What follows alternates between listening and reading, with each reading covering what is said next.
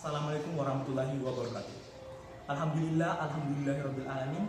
Assalatu wassalamu ala asyrofil anbiya wal mursalin sayyidina Muhammadin wa ala alihi washabbihi ajmain. Amma ba'd.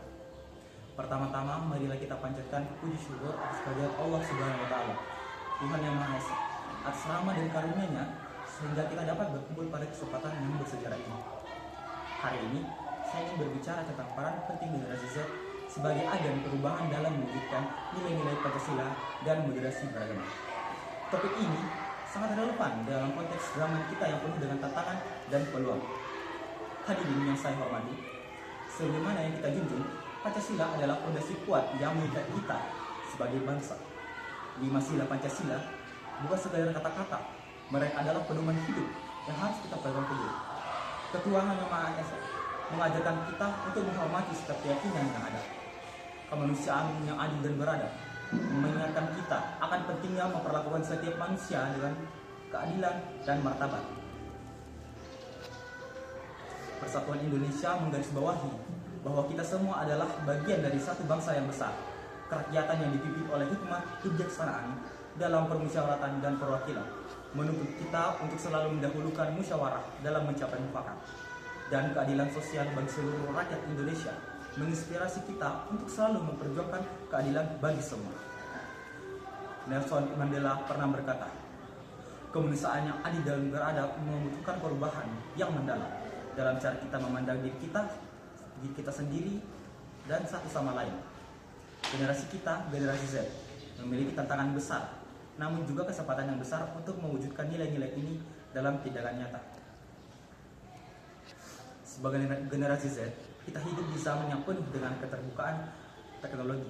Kita tumbuh dengan akses terbatas terhadap informasi. Dari pengalaman tersebut, semua hal tersebut memberikan kita keunggulan dalam memahami dan menerima perbedaan. Tetapi ini juga menuntut kita untuk lebih waspada terhadap bahaya ekstremisme dan intoleransi yang menjadi dampak keterbukaan dan penerimaan itu sendiri.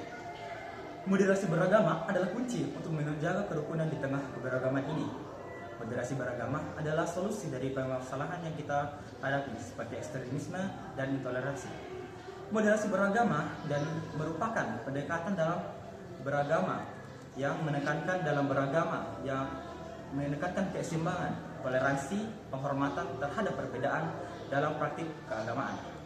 Konsep ini bertujuan untuk menghindari ekstremisme, fanatisme, serta mempromosikan kerukunan dan perdamaian di tengah keberagaman masyarakat.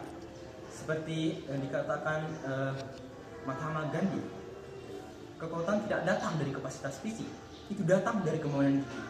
Kita harus memiliki kemauan yang gigih untuk mempraktikkan moderasi beragama. Tidak ada tempat bagi ekstremisme di Indonesia, dan kita cintai ini. Kita adalah bangsa yang dibangun di atas kesamaan dan toleransi kebersamaan.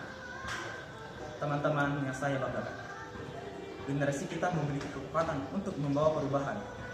Kita tidak bisa hanya diam dan menunggu. Perubahan tidak akan datang jika kita menunggu orang lain atau waktu lain. Kita adalah orang yang kita tunggu. Kita adalah perubahan yang kita cari. Ujar Barack Obama. Mari kita menjadi agen perubahan yang aktif. Mari kita gunakan teknologi dan media sosial untuk menyuarakan nilai-nilai Pancasila dan moderasi beragama. Mari kita lawan diskriminasi, intoleransi, dan ketidakadilan dengan suara kita. Dengan tindakan kita, Presiden pertama kita Soekarno juga pernah berkata, beri aku 1000 orang tua, niscaya akan kucabut Semeru dari akarnya, dan beri aku 10 pemuda, niscaya akan kuguncangkan dunia. Kutipan ini menegaskan bahwa kekuatan dan semangat pemuda adalah motor penggerak perubahan. Kita, generasi Z, adalah pemuda-pemudi yang dimaksudkan oleh Bung Karno. Kita memiliki energi, kita memiliki kreativitas dan semangat yang luar biasa untuk menciptakan perubahan positif. Media sosial memainkan peran penting dalam hidup kita.